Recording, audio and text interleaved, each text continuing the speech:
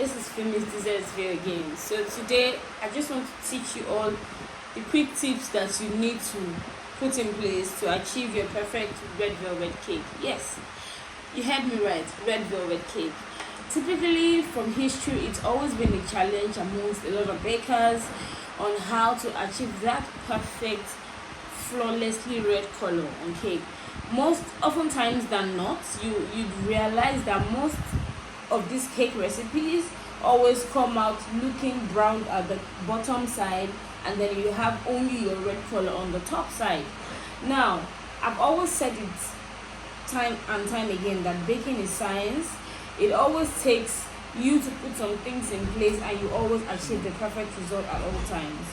So red velvet cake typically has always been to me a very technical recipe, always so dear to my heart, and over the years I've also made mistakes, errors and all that before I was able to come to my final bus stop. So I have my quick hacks and quick tips that I use all the time. I'm serious about it. Initially, when I started working with red velvet cakes, I used to almost be standing whilst the cake would be baking, like, because I was always scared of having to overbake it or baking it an extra minute, and then all my efforts in the drawing, like, I'd have to work with a cake that would be brown in the middle or brown underneath, or have brown patches all inside the result, and then only the top side will be red. At that point, I wouldn't even think of making slices or loaf cakes or anything, because trust me, the reveal is there. It doesn't look appealing. So I'm sure a lot of bakers can relate to this. So we'll go straight to the point now. I'm just going to let you know the things that I use. Definitely I have a paid recipe, but if you want that, you can reach out. But what I'm going to be teaching today is going to be able to work for your oil-based red velvet cake, even butter-based red velvet cake. So that's why it is just the technique, really. Your ingredients matter, very important, but your technique matters even more, because it is a technique that is going to help you to achieve that result every single time. All right, even if you have to modify some ingredients over time for some reason or any situation arising, you need to follow this pattern.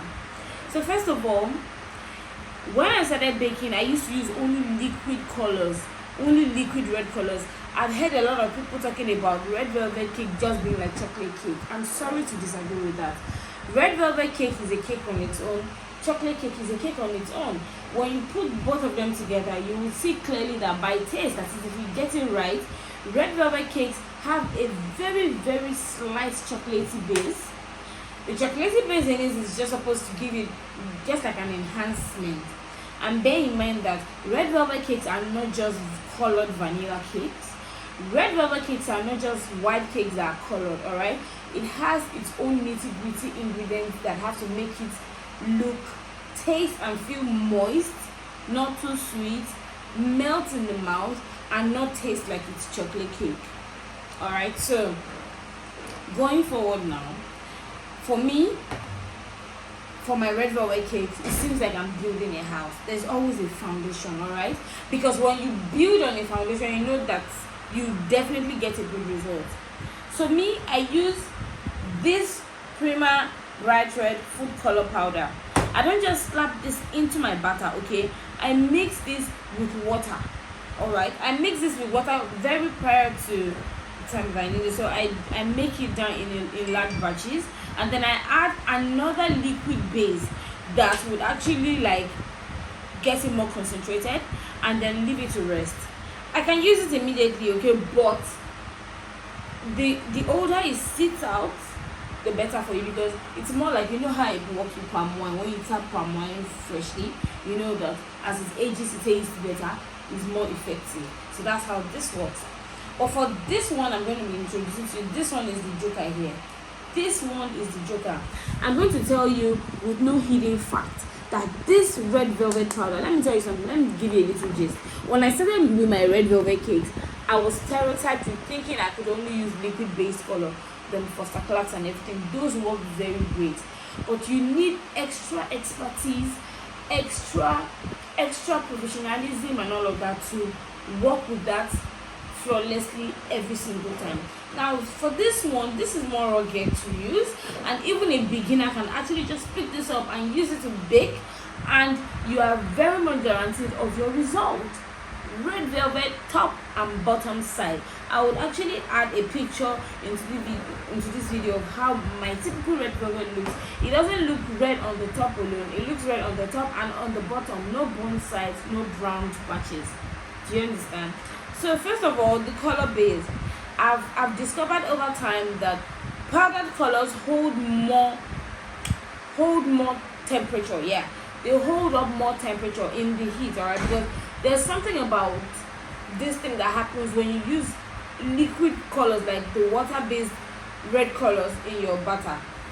There are 3 things that can happen if you don't manage it properly. Number 1, if the oven temperature is too hot or heated, your cake will bake up too fast, and then there will be a seizure. Now when I'm talking about this seizure, that's what happens with most red velvet cakes. The seizure will go up, and then your color like evaporates only to the surface level. So the bottom side will now hold up the original base that it's supposed to have. That is the combination of all the ingredients that you mixed into the batter. So the color, being not a strong color, will evaporate because of the heat, the temperature in the oven. That's why when you eat such cakes, they will still taste very amazing. Alright, they will taste just as nice as if it were to have a uniform red color. But the color, being the reason why it's called a red velvet initially, will cease because the heat is too much. Let me tell you, those are I'm just going to tell you the problems that I went through before I went on my own research. That's what will happen. Now you cut through the cake, you see that the bottom sides are browned. Not necessarily brown, but they'll have like a browning top, so you won't have a uniform color. That aside, so you don't have an appealing result, but yeah, you can have a nice result. So when you frost the cake, definitely, most customers that are not very observant will not even notice that there are brown patches in your cake, as long as they are eating a nicely tasting and textured cake. If that doesn't, that is it for the color base. So liquid colors tend to run faster, they don't retain a lot of heat. So when you bake and the temperature is too harsh, which is the typical thing, you can't bake a cake in a cold temperature. You have to bake your cake in the appropriate temperature. So most of the time, the 180-degree temperature is even always too intense for a typical delicate red velvet. Now, a red velvet cake comes out even a bit more firmer than it were to be if it was a chocolate cake, but it is more delicate and more technical to bake. That's why some people run away from baking red velvet cake, because they never come out with good results. But I'm here to tell you today that if you listen to me carefully today, you would have a game-changing red velvet recipe. Regardless of the recipe, just follow these nitty-gritty ingredients I'm going to be introducing to you that you're going to be trying, right? So the color base, I now decided to start using only powder-based color. Remember that I told you that this color, alright, this isn't even supposed to go into your cake in a powdered form, alright, because it has lumps and all of that. So you have to mix this like I said. You will mix it with a quantity of water. Okay, let me just say, I always use 10 grams of this. 10 grams of this, I always add it to 1 liter of water. Good distilled water, clean water, drinking water. It could be bottled water, it could be a well-treated tap water, depending on you. So distilled, clean drinking water, 1 liter of that as to 10 grams of this. 10 grams, you wonder, oh, that's so little, but you shouldn't exceed that, so that you don't have a highly concentrated consistency of this. So 10 grams only, and then I go ahead to add a 28 ml bottle of the regular bottled red color. I could use Foster Clarks, for instance. That's actually very accessible. I add it into my mixture and shake it very well, and just allow it to sit in my bakery. No need to be refrigerated, no need to be frozen, just at room temperature. So that the more it sits like that, there's already the reaction going on with the water, the extra color I add, and then this one to always give me a base. Now when I'm working with my cake, I always add this before I even add this.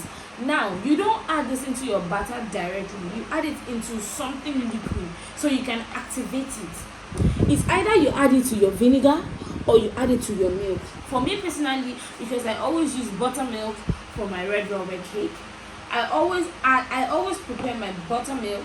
That's the combination of the evaporated milk that I use all the time with the white vinegar. Of course, there's the activation in the milk and vinegar, and then I add this into that mixture, whisk it together, and then by the time I'm pouring this into my batter, it seems like I'm pouring a red milk into my batter. Now that's because I don't want to add it into the flour, because you all know that flour is always like the last ingredient that's been added. You need this to have started working in your recipe before you add your flour into it, because flour is the last ingredient. You have the option of sifting this into your flour or adding it. So I choose the other one because I prefer the result it always gives me. I'm very sure that I won't have any lumps of red slapping in my batter or not evenly distributed, because I will have added it from the get-go. So for this powdered color, it ensures that your cake bakes thoroughly through, bakes, and you retain your red color. It's a powdered color. And remember what they say about powdered stuff. Powdered stuff have more, they are more rugged. Yeah, I think it's that word. They are more rugged. It can retain heat.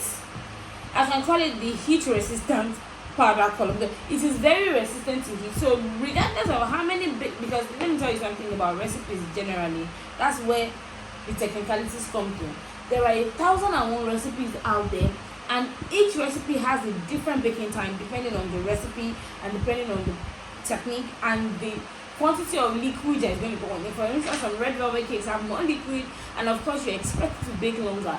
Now, if you use that kind of recipe for a recipe for with a liquid color that wouldn't even hold up too much heat, definitely you're going to have more like a disaster. Like your cake will be red on the top and then it will be brown on the bottom side. So this one, for instance, now as soon as you add it into your milk, your buttermilk with the vinegar, and you whisk it together, at the point where your recipe calls for it, then you just pour it into your recipe. So in your batter, so when you pour it into your batter, it will start working immediately. So you will have added the other ingredients that is needed. In the case where you use coffee, you use it. I use coffee for my red velvet cake. So in the case where you need to use coffee, you put your vanilla flavor and all other ingredients before you then put your dry ingredient, the combination of your dry ingredients, the flour, the baking powder, and the likes of it. So basically, to always that's why the number one here is the color base. When you get your color right, all right, and the way when you get your base right, your color right for your red velvet, most of the other factors that you need to consider will be a walkover, will be a walk in the park for you. This is very important here. It's actually called the Excellent Blend Red Velvet Color Powder. It's so amazing how I started using this. I'd always been, like I told you earlier, I'd always been a sucker for somebody that uses the oil-based, the liquid colors, because I'm very particular about moisture in my cakes. I've always perceived that dry colors, they can actually dry out my cake, but that's not true. Actually, if you use it right, it's not possible that your cakes will dry out, and that's why I give you the alternative of always putting it in your wet ingredient. That way it's just flowing with the pattern. You're not adding it to your powder, you're not altering the consistency of your cake in any way possible. If possible, you would even have a thinner structure of cake that would even taste better. I can tell you for a fact that even my clients have testified that my red velvet cake of before, this is a lot better, because trust me, there's always something that you have to all know as bakers, that you always have to evolve. You always have to look for ways to do things better, to always give better results. I've heard some people say that, it's not so red, but it tastes delicious. Why not have the best of both worlds? I ask again, why not? Why not have a perfectly red velvet cake, a perfectly red velvet cake that will still taste amazing? It's actually a good stuff for you. So after working with the color base, so in summary for the color base, I'm telling you outrightly that the powdered colors are better. As long as you mix them with your moist ingredients, you get just as you get just the good results you will have gotten if you were using the liquid color, and even a better result, because now this is more rugged. So yeah, you are not bothered, you are not almost peeing in your panties that, oh my god, let me go and check, it's been 15 minutes, if I don't check now my cake is going to burn or it's going to get brown, and you'll be running helter skelter. It's not necessary. So yeah, your cocoa powder too. Your cocoa powder is very important. There are darker toned cocoa powder, there are lighter toned cocoa powder. In anything you are doing in any red velvet recipe, always ensure to keep your anything chocolatey very minimal. All right, it has to be there so that your cake doesn't taste like it's just a white cake that's been colored red. That's actually not very appealing to the taste bud. You always have to have that very, that's what I said, it's always very, you need to see my recipe. The ratio of my cocoa powder is almost not significant, but it's there. As little as it is there, and it can never be omitted, because once you omit it, you're going to just have like a white cake that has been colored red. And I'm sorry, that is actually that is very not fair. That is so unfair to the wonder that red velvet cake is. A nicely baked red velvet cake, you don't just slap on colors on it and just say, oh voila, you have a red velvet cake. That's wrong. So your cocoa powder has to be light too. All right, if you are putting cocoa powder in your recipe, ensure that it is very minimal, very minimal, but it must be there to give you like a kick-started base of a very slight chocolatey taste. But the taste of the red velvet has to override the taste of that cocoa or the coffee or whatever it is that you're adding to aid that chocolatey taste that is going to come with it. Red velvet cake is not chocolate cake. I say again, please don't make the mistake of mixing them together. There are two different cake recipes, they have two different techniques, they have diverse ingredients, and both of them have different results. So it's not always very nice to compare them or assume they're the same. So yeah, like I said earlier, the baking technique, I've already said that your baking technique and your temperature, you always ensure. Initially, when I was always baking with my liquid colors, I would always almost stand by the door of my oven, because I know that I always perceive that the more you, okay, let me tell you something, for those that still want to even use your liquid colors, right? Because some people are just that way, like me. It took a while for me to be convinced to be able to use them. For those that have not come to that point when they are ready to have a change or have a shift in that aspect, let me give you quick tips that you need to always make sure your cake will come out nicely regardless of this. All right, but that's too hard for you, right? It's a harder step, it's a harder technique, so why not go the easy way? But I'll just drop it regardless. So now, first of all, you have to make sure that the depth of your pan is not deep. Why? Because the deeper your pan, listen carefully, the deeper your pan, the longer your cakes bake. Remember, it's a liquid color, and being a liquid color, once your cake batter sits in the oven for too long, you are definitely going to have a cake that has baked in the bottom side, and yet, everybody knows that cakes bake at the center last. So that's why they say when you insert in the center, when it's done, that means your cake is done. So imagine your cake has been baked on the bottom and on the side, and it's remaining the center point, and it's still not done. Why? Because it's still not done. So at the point when the cake is done in the bottom side, what is left is for it to start sizzling.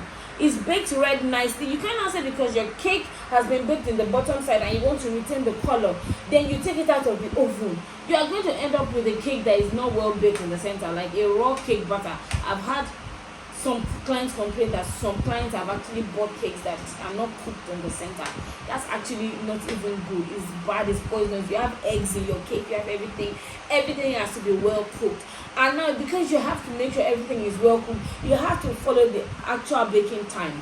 Now, by the time you use your liquid color, your baking time is not over, your cake is already seasoned on the underneath. You bring out your cake in the oven, it looks nice on the red pan because it has evaporated. The color, the heat has, it's chasing the color up now. The heat has done what it's supposed to do, bake the cake in the underneath, and then it has not baked on top. You have still kept the cake in the oven. Then there will be a seizure. When the seizure happens, then the color is now moved. It's like a journey, it moves from the bottom side up. And so when the color leaves the bottom batter now, it becomes brown, which is the original color that batter will have had without that red color inside it. So then the top side of the cake, which is the surface, which doesn't. Have you ever wondered why the red velvet, for those red velvet cakes that seize, have you ever wondered why the top side doesn't seize? Why? Because that is where the heat is minimal. so it cannot seize. When the heat is more, it will seize, and you don't want that. Please, let's change our red velvet game to, to making sure that everything is consistent and evened out. Okay, so now again, the cooling technique. So this is still for those that still like to use the oil, the liquid color, right? Immediately you bake your cakes through, if God is gracious and you are able to manage your oven temperature nicely, that your cake will bake through nicely with no bottom side. Immediately, normally in every cake recipe they will tell you allow to cool for 5 minutes before you turn it out. Please don't allow to cool for 5 minutes. That's why I'm telling you that these things require technique, and it's like science. The reason why you shouldn't allow your red velvet cake to cool in the pan for any extra minutes once it's out of the oven, that is if you are using the liquid color, is because remember, it's a baking pan.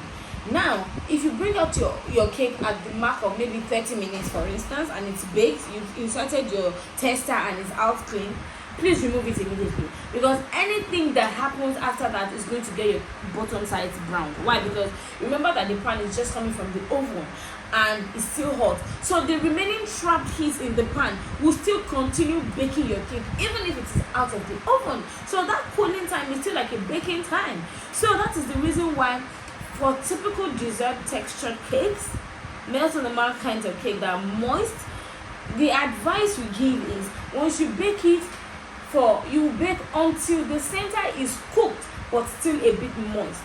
Cooked but a bit moist. Now I'm not saying you put your tester in and your cake comes out looking raw. It will come out a bit damp. That's because if you leave it to set outside, the heat that is trapped in. Have you ever had a situation as a baker where you're trying to take out your cake from the oven and it falls from your hand like an accident? And when it happens, do you know the amount of steam that escapes? You know that kind of steam. You see that steam I'm talking about? I'm just trying to illustrate something here. That steam that is trapped in your cake is enough to cook it through. No, it's enough to firm it up to give it your desired result.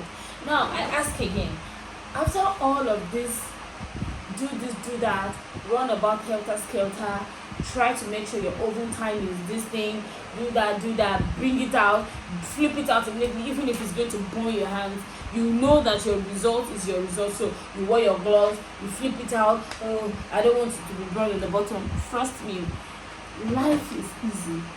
Go to the easier way. And this, look, let me tell you, this is not a paid advert. I'm just really passionate about this, because even after so many years of baking, a lot of people still get it wrong. It's not because they want to get it wrong. Sometimes the answer we're looking for is just close to us, but we are not just ready to try it out. Now this is me, finished dessert view with my full chest, sitting behind my camera and telling you guys that for you to achieve a good red velvet cake that you can even put in the oven, go to bed, not literally go to bed, like do other things and get distracted. As long as you set your timer on your phone, you need a powder based color. I mean, that is the summary of all this talk I've had this morning. You need a powder based color. Let me give you 3 advantages. Number 1 is powdered color. It gives your cake good structure. Number 2 is more rugged because it can hold up more heat. Number 3, I'm giving you a 120% guarantee that you will never have a browned bottom on your cakes or in between your cakes because your color isn't well circulated. There's one more thing you notice. Sometimes if you are lucky enough not to have a brown bottom, if you cut through the cake, you will see brown patches. Why? Because the liquid color you have used is not strong enough to hold up the heat in the oven. And that is just the logic. It is how it's done. It can't have more strength than that. So that is why for me, it's more like I can eat my cake and have it with my red velvet. It tastes amazing and looks amazing. I use this so that I'm sure that I still have that, you know how you're paranoid, that liquid color. Like if you rewind this video a bit more, I already stated the recipe that I used to achieve my liquid base. You know how you build a house and there's a foundation. This is the foundation I always never skip. It's always very minimal in my batter, right? But it's never to be skipped. When I put this in my batter, it even turns slightly pink, for you to know that that is not even enough to get your cake ready, except you're going to pour the entire 1 liter bottle in your batter, and of course you end up with a soupy or a runny batter. So I just put a bit of it. It's more like to kickstart the process of the redness, and then I now add this one into the milk, specifically into my buttermilk, mix it in. So by the time it's time for me to pour the milk in my batter, I end up pouring like a red colored milk. Yes. And then when I'm done with it, I bake my cake nicely using the amount of time I use, within 25 to 45 minutes, depending on the pan size, not depth here, pan size, and you know, because the loaf pans bake faster, the major pans bake longer time. So regardless of the pan, that's what I'm trying to tell you, that regardless of the baking time, regardless of the pan, sorry, the baking time revolves around 20 to like 45 minutes. And trust me, every single time I come out with a red velvet cake. That's the red velvet cake. No patches, no discoloration or inconsistencies in the color and in the result. And trust me, when you do that, for those clients that are very, very observant and very meticulous, they will look at it and know that there's been a changer in your recipe. And trust me, the idea is to always wow your clients, right? And to always give them the best at all times. So please be willing to shift, be willing to try things that are new, be willing to do things that will always guarantee you perfect result. This here is the game changer. And always note that for every cake you bake, this is just a quick hack, always bake with flat pans, because most cakes these days are not too rugged. All right, so because the more the depth of your pan, the longer your cakes will bake, and you want your cake to bake nicely, no brown sides, no burnt sides, no burnt bottoms, and everything. Bake with nice, sturdy, solid pans. I've already had that in one of my videos before. I've had a class on how to pick your pans, so you can always go back to watch that. Okay, so I think that I've exhausted what I want to talk about today, and I hope that you learned something. In summary, always make sure that for your red velvet cakes, you use your flat pans, you have your right temperature, you use the right ingredient and the right color base that would always give you a good result, and always just follow it through with your recipe. But should, in case you are not comfortable with your recipe for any reason, you can always come to me. I have a paid class. It's affordable, yeah. So you can always come to me, and yeah, I'll give you access to everything I do as to the recipe, the measurements, and everything. But in the meantime, if you are comfortable with your recipe, feel free to be able to be willing to change a few things to give you 100% perfect red velvet every single time. So that will be all for today. I hope that you learned something new. As always, I hope that it wasn't a waste of your time. I hope that you're going to try, working with your recipe using powdered colors. Even if you've always gotten nice results, try this out, okay? And let's compare the results and see if you're going to be sticking to this, or you want to stick to your liquid base colors. All right, so till next time, guys, I remain Finished Desserts View, your favorite girl, your favorite baker. Do well to always like my videos, subscribe to my YouTube channel, always stay close. Remember, the word of mouth is very important. Tell your friends about us, let them come and learn with us, so that we can all become better bakers in the nearest future. So till next time, guys, I have to go now. I remain your best girl, Finished Dessert Girl. Till next time, bye bye.